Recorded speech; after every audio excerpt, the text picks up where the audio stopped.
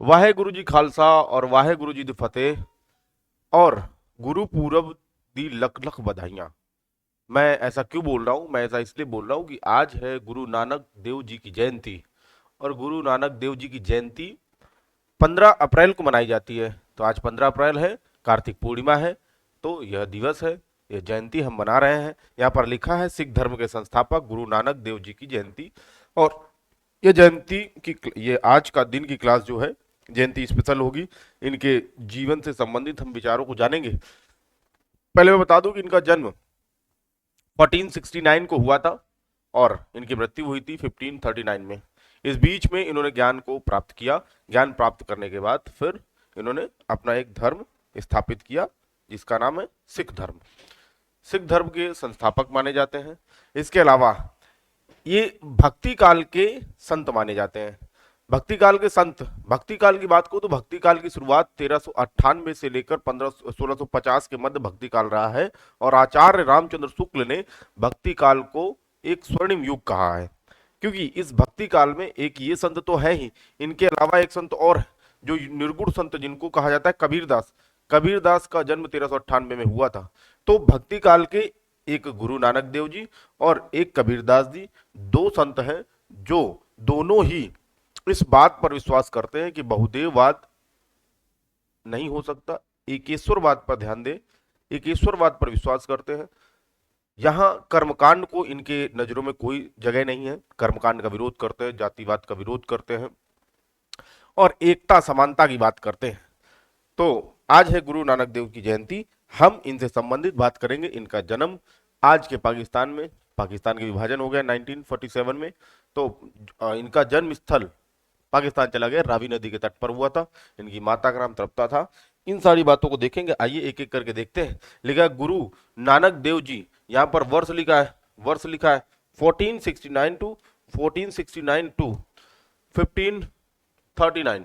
अब अच्छा, 1469 टू 1539 के बीच में भारत में मध्यकालीन भारत चल रहा होगा।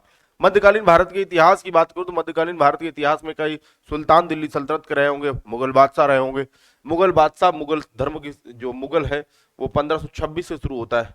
1526 से शुरू होता है। मैं आपको बता दूं कि कोई भी वर्ष आ जाए, उस वर्ष में कौन सी घटना घटी है, आपके विद्यार्थी होने का दायित्व यही है कि उस वर्ष की सारी घटनाएं आपको याद हो जानी चाहिए। यहां पर मैंने कहा 1526, तो 1526 इस बीच में तो पड़ता है, यानी 1469 से लेकर 1539 के मध्य 1526 आता है। और मुगल शासकों का आना, यानी मुगलों का आना भारत में 1526 में ही हुआ। मुगल धर्म की यानी मुगल की स्थापना हुई। मुगलों ने अपने धर्म की यानी इस्लामिक धर्म के मुगल जो आए, तो मुगलों ने यहाँ पर राज करने का प्रयास किया। तो 1526 में शुरू किया इन्होंने।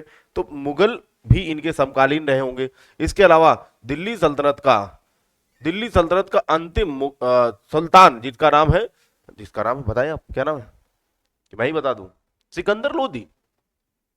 सिकंदर लोदी भी इनके समकालीन रहा। सिकंदर लोदी, बाबर, हुमायूं और इसके अलावा शेरशाह सूरी, ये चार सुल्तान ऐसे हैं जो इनके समकालीन रहे। क्या इन्होंने, जब बाबर भारत आया आक्रमण करता है, तो क्या पानीपत का युद्ध इन्होंने देखा? क्या खानवा का युद्ध इन्होंने देखा? क्या चंदेरी का युद्ध इन्होंने देखा? तो ये बाबर की क्रूरता को यहां देख रहे थे, क्योंकि जब पाकिस्तान पे आक्रमण करता है बाबर, तो उसकी क्रूरता को इन्होंने पहचाना। बाद में बाबर फिर इनको गिरफ्तार भी करता है, एक तरह के बंदी भी बनाता है, बाद में छोड़ देता है, इनके ज्ञान से प्रभावित होकर छोड़ देता है। ठीक है, तो यहां पर लिखा है सिख धर्म के संस्थापक गुरु नानक देव जी का जीवन परिचय या जीवन विचार। आ जाइए यहाँ पर। प्रारंभिक जीवन की बात करूं तो 15 अप्रैल 1469 को उनका जन्म हुआ था। जन्म रावी नदी के तट के किनारे हुआ था। तलवंडी पंजाब, अब ननकाना साहिब पाकिस्तान के नाम से जाना जाता है। ये ननकाना साहिब है, ये ननकाना साहिब है। ठीक है, ओके, आगे बढ़ जाते हैं। मैंने कहा कि पिता मेहता कालू, पिता मेहता कालू जो राजस्व अधिकारी थे और गांव के हेड थे। माता तृप्ता थी और बहन नानकी थी। और बचपन से ही आध्यात्मिक प्रवृत्ति के थे। मैं आपको बता दूं, बाबर का जन्म 1484 में हुआ था, 2 अक्टूबर 1484 में। ठीक है, कई किताबें 1483 बताती हैं, पर मैं बता रहा हूं तो 1484 ही मानिएगा। ठीक है ना? आ जाइए। ठीक, मैं कह रहा हूं 1484 में बाबर का जन्म होता है, यानी 1484 में होता है, और 1484 से लेकर 1599 के मध्य बाबर 15 साल का होगा। जब बाबर 15 साल का होगा, उस वर्ष 1599 में गुरु नानक देव जी को ज्ञान की प्राप्ति होती है। और ज्ञान की प्राप्ति होती, ये लिखा भी है, ननकाना साहिब आज पाकिस्तान में है, और आगे मैं बताऊंगा इनको ज्ञान की प्राप्ति 1599 में होती है। यहां पर जीवन परिचय की बात कर रहा हूं, यहां पर जीवन परिचय की बात कर रहा हूं, ठीक है, ठीक है, आ जाइए। मैं बात कर रहा हूं जीवन परिचय, विशेषता विवरण। जन्म इनका 15 अप्रैल को हुआ था। जन्म स्थान तलवंडी ननकाना साहिब पाकिस्तान में। पिता मेहता कालूचंद थे, जो तलवंडी गांव के पटवारी थे। माता तृप्ता थी, तृप्ता बहन यहाँ नानकी थी, और पत्नी सुलखानी देवी थी। पुत्र श्रीचंद्र और लक्ष्मी चंद्र, श्रीचंद्र और लक्ष्मी चंद्र इनके दो पुत्र थे। समकालीन शासक, याद रखना बेटे, समकालीन शासक कौन है? तो समकालीन शासक दिल्ली सल्तनत का अंतिम सुल्तान सिकंदर लोदी, और बाबर, हुमायूं और शेरशाह सूरी। ठीक है, ठीक है, आ जाइए। भाषा कौन कौन सी थी? तो भाषा इनकी थी पंजाबी, फारसी और ब्रज। अन्य नाम नानक शाह और बाबा नानक था। क्या इतनी बात से सहमत है? तो कार्तिक पूर्णिमा का आज दिन है, और कार्तिक पूर्णिमा का दिन होने के कारण आज हम आपको इस क्लास से रूबरू करा रहे हैं, क्योंकि आज है, क्या है, जाहिर सी बात है, आप जानते हैं गुरु नानक देव जी की जयंती है। ठीक है, ये अच्छा, सिख धर्म में कितने कितने क्या बोलते हैं गुरु हुए, कोई बताएगा? तो 10 गुरु हुए, जिनमें से पहले ये है। अच्छा, सिख धर्म की एक प्रमुख प्रमुख ग्रंथ कौन था, कोई बताएगा?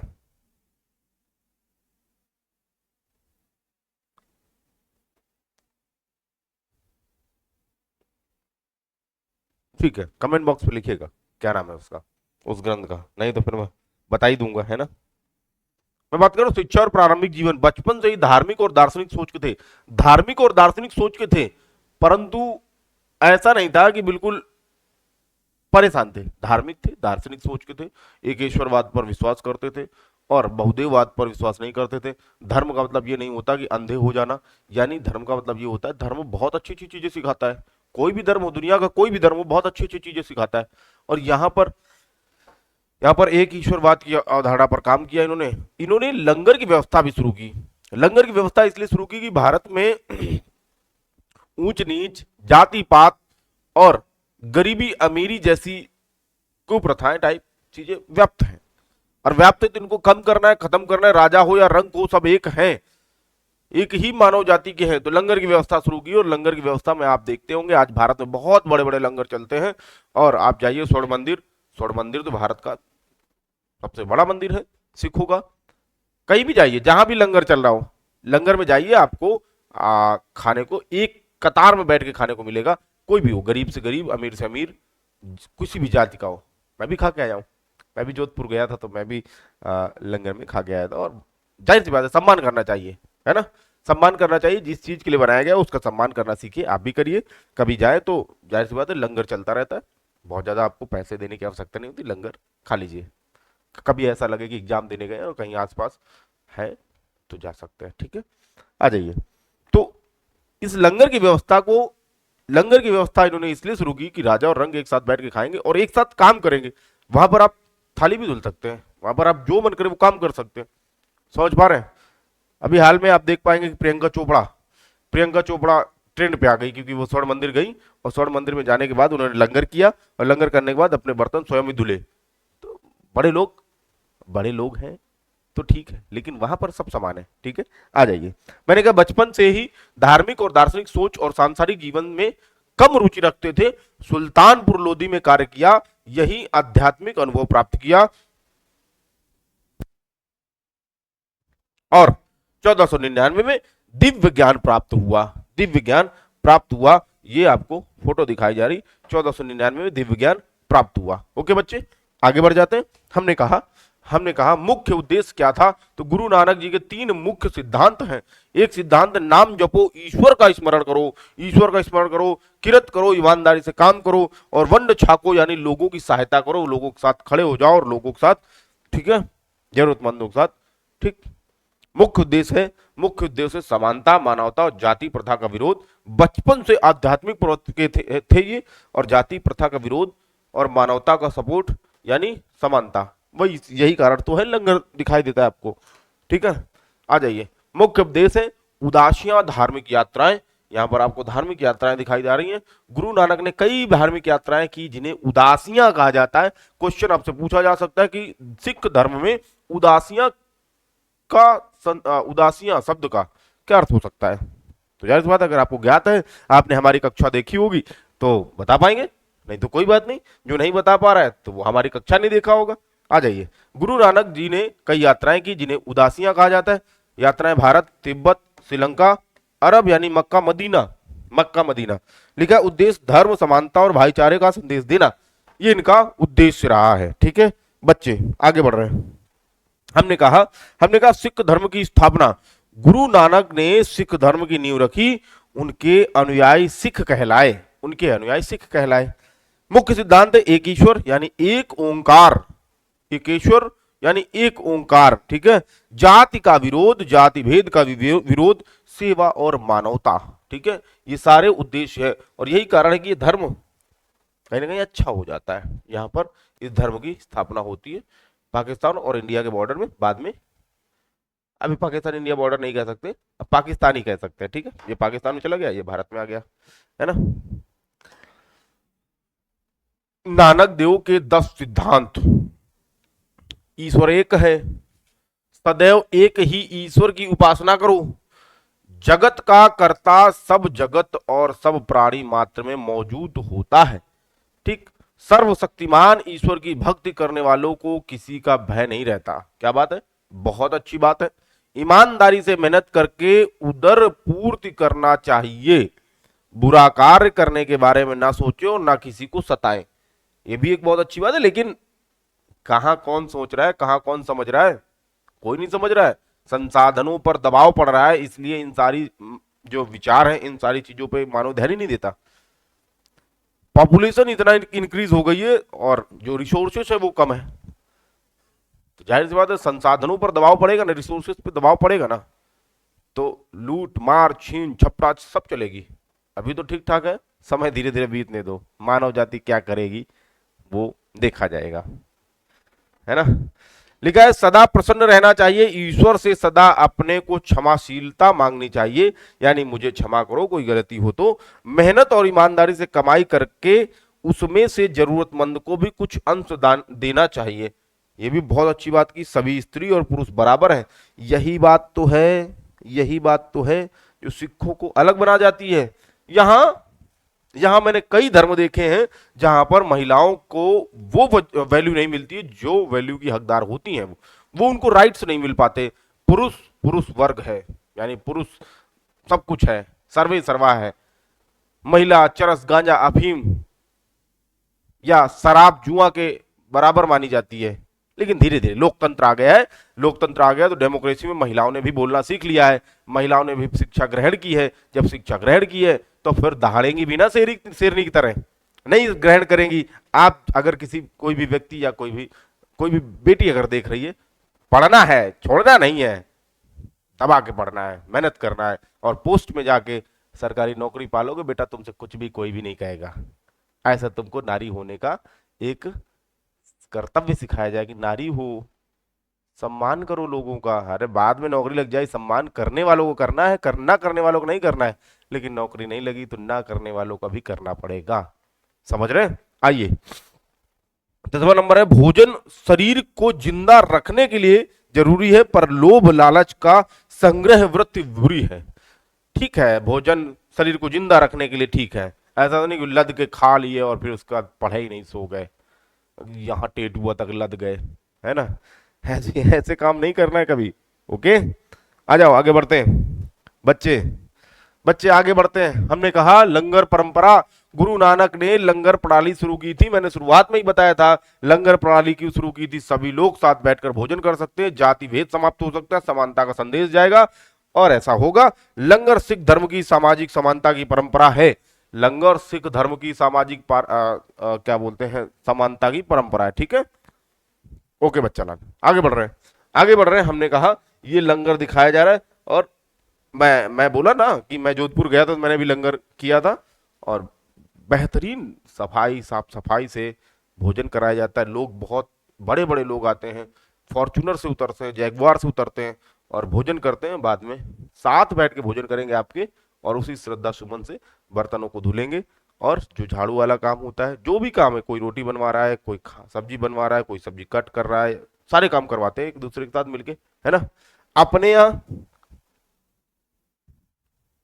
गाना बजा दिया कि हो रहा भंडारा भैया, हो रहा भंडारा, लोग आए खा के चले गए।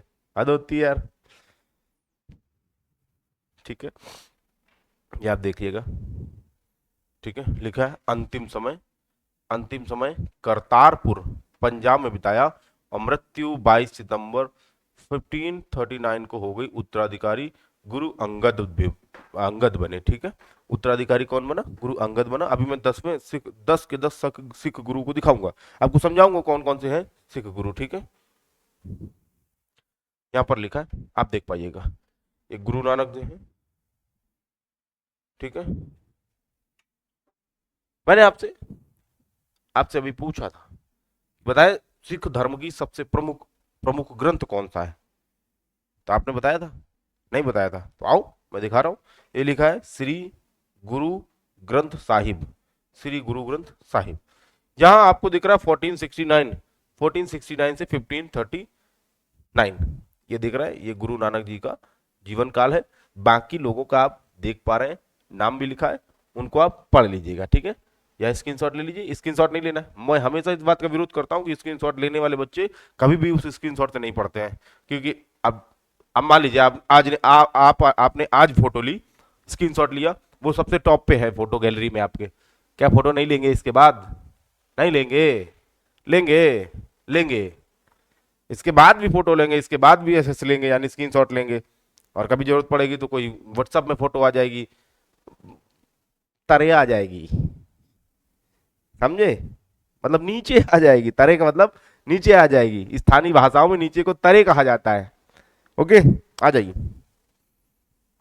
यहां पर देख पाएंगे कि भारत सरकार करतारपुरा कॉरिडोर का निर्माण करती है 2019 में, और गुरु नानक देव जी की 550वीं जयंती के उपलक्ष्य में करतारपुरा कॉरिडोर का निर्माण करती है। भारत सरकार ने कई तरीके से सम्मान दिया है। गुरु नानक 550वीं जयंती समारोह पर डाक टिकट जारी किया था, और स्मारक कार्यक्रम शुरू किया था। डाक टिकट आपको दिख रही होगी। ठीक है, 550वीं जयंती के उपलक्ष्य में। आगे बढ़ जा रहे हैं। हमने कहा कि वर्तमान समय में महत्व आज गुरु नानक के विचार, धार्मिक सहिष्णुता, सामाजिक समानता, मानव सेवा, दुनिया भर में सिख समुदाय उनके सिद्धांतों का पालन करते हैं। दुनिया भर में सिख समुदाय के लोग इसका पालन करते हैं। ठीक है, यहाँ पर ये आप देख पाएंगे, ये लिखा है भाषा शैली, जो आप पंजाबी भाषा में लिखा है। अच्छा, मैं ये जानना चाहता हूँ कि जो पंजाबी भाषा होती है, ये किस किस शैली में लिखी जाती है, किस लिपि में लिखी जाती है? कोई बताएगा? बताइएगा कमेंट बॉक्स में, आ जाइए। तो आपने देखा, ये हमारी क्लास रही। इस क्लास में आपने समझा कि हमने आचार्य रामचंद्र शुक्ल के बारे में बताया, भक्ति काल के बारे में बताया, कबीरदास के बारे में बताया, और बाबर के बारे में कुछ पॉइंट बता देता हूँ। कुछ पॉइंट ये हैं कि बाबर इनको गिरफ्तार करता है, यानी कैद करता है, बाद में इनके विचारों से प्रभावित होकर छोड़ देता है। ये बाबर के अत्याचारों को भारत में देख रहे थे। एकमात्र सामने से देखने वाले बाबर के अत्याचारों को कौन है? गुरु नानक जी देव जी हैं। तो ये आज की जयंती, हमने जयंती स्पेशल क्लास ली। हम आपसे उम्मीद करते हैं आपने सारी चीज़ों को समझा होगा, सारी चीज़ों को जाना होगा, और उम्मीद करते हैं कि नोट्स बनाएंगे, प्रॉपर नोट्स बनाएंगे। और वो जो 10 सिख गुरु थे उनको जरूर याद कर लेना, एग्जाम में बहुत पूछा जाता है। ठीक है, तो आज के लिए इतना ही। धन्यवाद। और हमारी टीम आपको बहुत बहुत थैंक यू कहती है। Thank you for the watching. आपने अगर पूरा वीडियो देखा है, नहीं भी देखा है तो ठीक है, थैंक यू। ठीक है।